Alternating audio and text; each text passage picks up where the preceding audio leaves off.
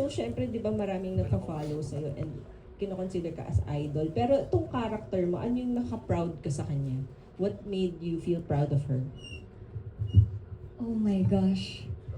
Oh my gosh. May sagot po ako, pero parang, paano ko ba I know, pero, Yeah, I think spoiler siya. Opo, Abangan na lang. may sagot po ako talaga.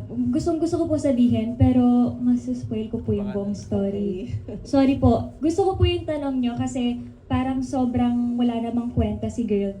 Siya lang si she who must not be named, di ba? Ang daming sekreto niya. Opo, pero may lalim din naman po siya. It's just that, ang masasabi ko po, yun yung mystery ng pelikula po namin. Nanggagaling sa aming lahat. Yung sa akin po kasi, parang siya yung pinaka-mysterious box ni James eh.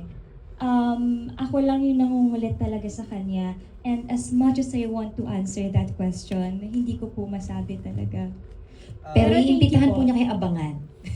Siguro, Ako po, kung anong proud ako sa character niya, siguro para wala akong ma-spoil,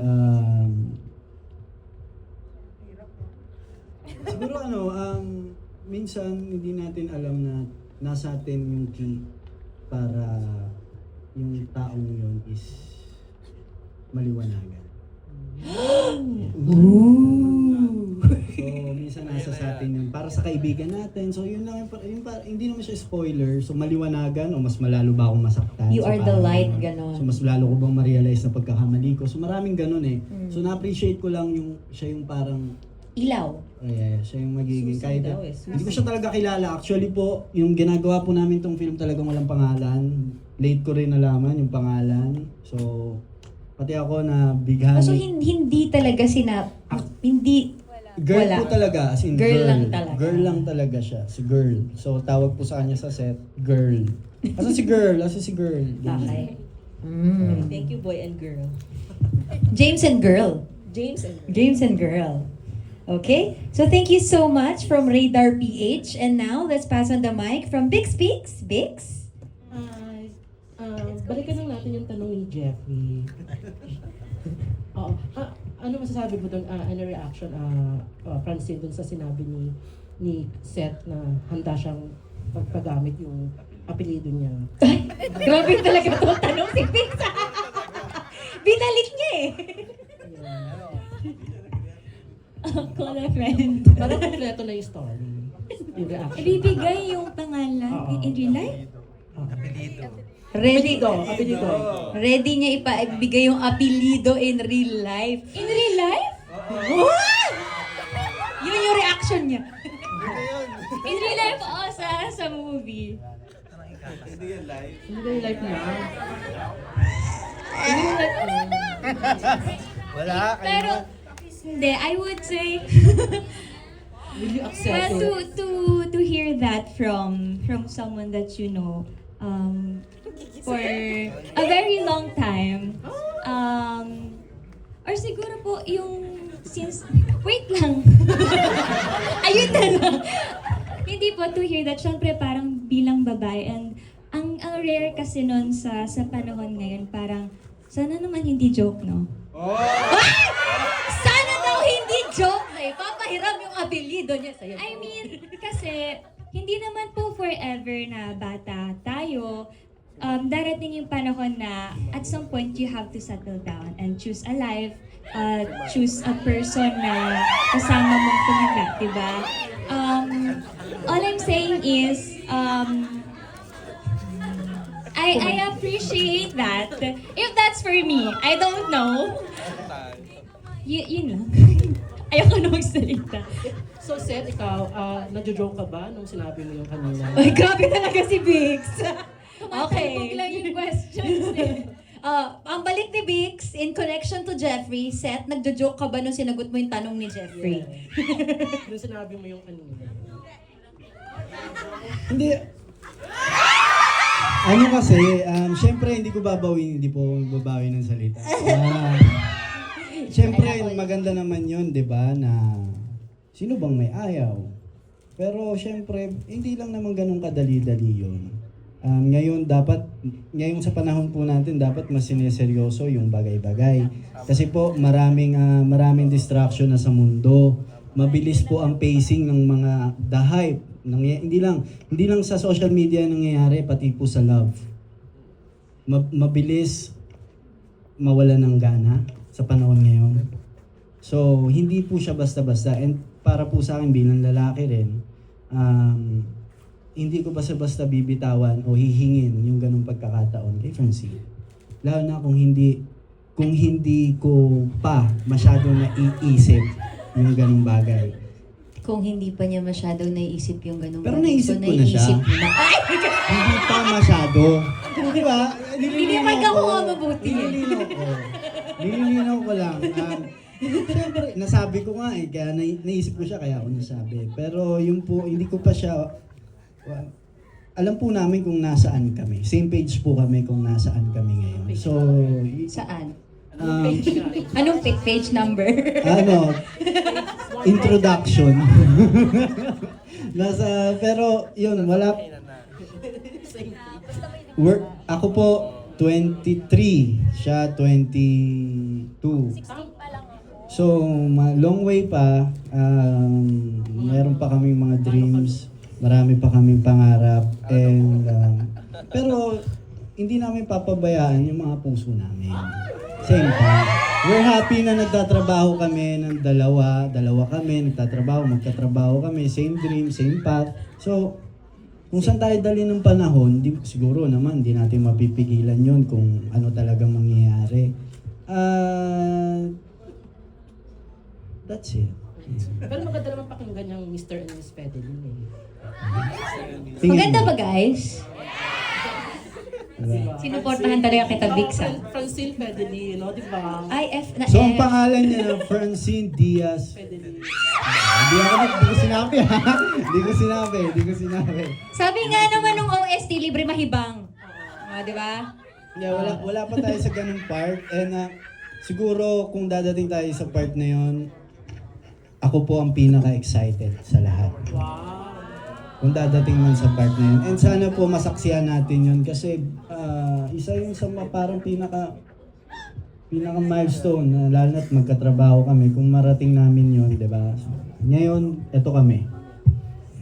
Pero ang nakakatuwa pa dito sa pelikula na ito, nagsama-sama yung mga artista ng iba't ibang network. So, ang tanong ko para sa...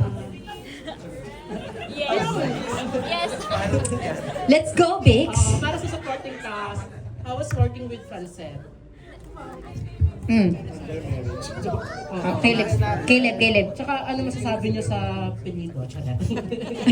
Gusto mo yung, how was it working with Francette? At saka anong comment niyo dun sa ibibigay niyang apelido niya kay Francino? Tinutulungan ko ng malinaw, baka mamali ng sagot eh. Ay, Colleen. Ayun, actually sobrang fan niya eh. Sobrang fan ng shoot namin, tapos lalo na nagbibiroan kami dun sa set. Tapos kapag yung hindi pa nag-go, yung sa may, sabi ko, muntik ka. Wait, Abangan. basta abangan. Muntik ko na masabi, pero yun, may abangan kayo. So kapag hindi pa kunwari, yung nakaset up na yung camera, pero hindi pa nagro-roll, so syempre, nandun nabubuo yung mga biroan, mga gano'n. Kinikilig ka rin ba sa kanila? Oo, actually may Ako masabi. Caleb, sensor. Wait lang. Next na nga, baka may masabi. Ito si Raven, ilang beses na naka-award. Sobrang dami. Wala lang. Sobrang daming beses naman nagka-work, parang 5 times na nagkakasawaan na nga. Joke, hindi naman. Joke lang. Hindi, na-miss ko sila super ka-work. Kasi parang 2-year gap before ulit kami nagka-work. Last namin was Fractured yung series namin. So, nung nalaman ko nga na maging part ako nito, super happy ako. And syempre kinakabahan kasi kailangan ng different na atake sa dynamics namin. And ayun, I'm just really happy to be here and I'm so proud of them. Pero sa dami mo ng beses na, sa ilang beses ko na silang naka-award, mas nag-level up ba yung samahan nila? Oo naman po, throughout the years, especially I think naging closest kami 2023.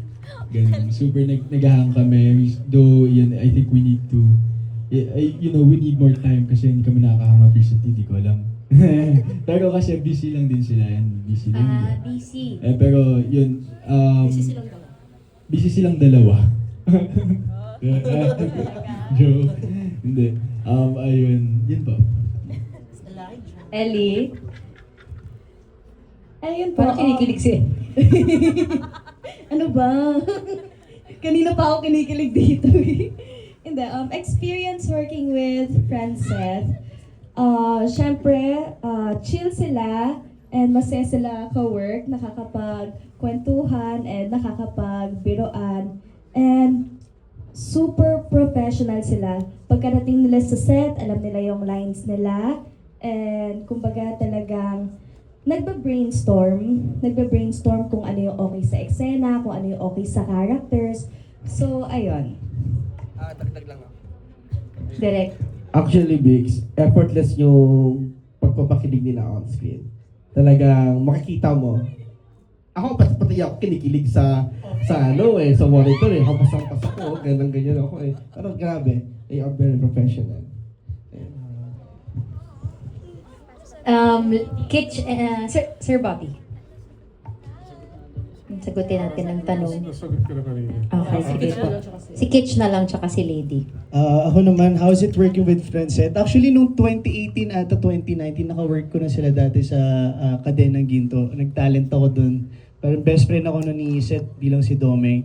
Alam mo, nakakatuwa na makikita mo yung mga actors na mag-grow na until now, hindi pa rin talaga nagbabago yung humility nila with other people. Siguro kung may nagbago man yung maturity nila as an actor, yung choices nila. And at the same time, nung nandun kami sa set, talagang makikita mo na chine-check nila yung energy ng bawat isa eh. Kasi di ba may ibang mga artista pagdating doon, mararamdaman mo yung diva energy. Pero doon, minimake sure nila na yung buong energy ng lahat masaya. At the same time, magiging collaborative. And ayun, I hope mas marami pang beses makawork ko tong dalawang to.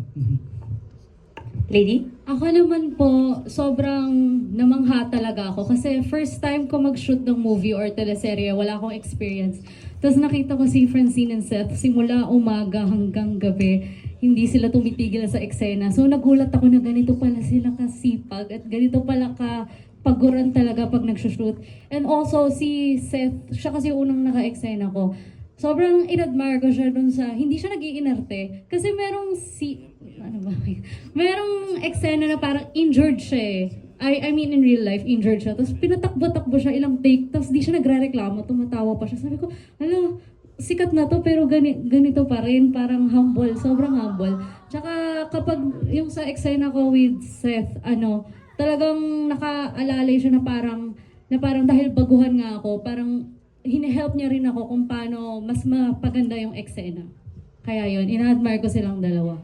Wow, guys. Thank you. And thank you kina Mr. and Mrs. Fedelin. Grabe ka talaga, Biggs. Okay, dahil dyan, singit muna ng bago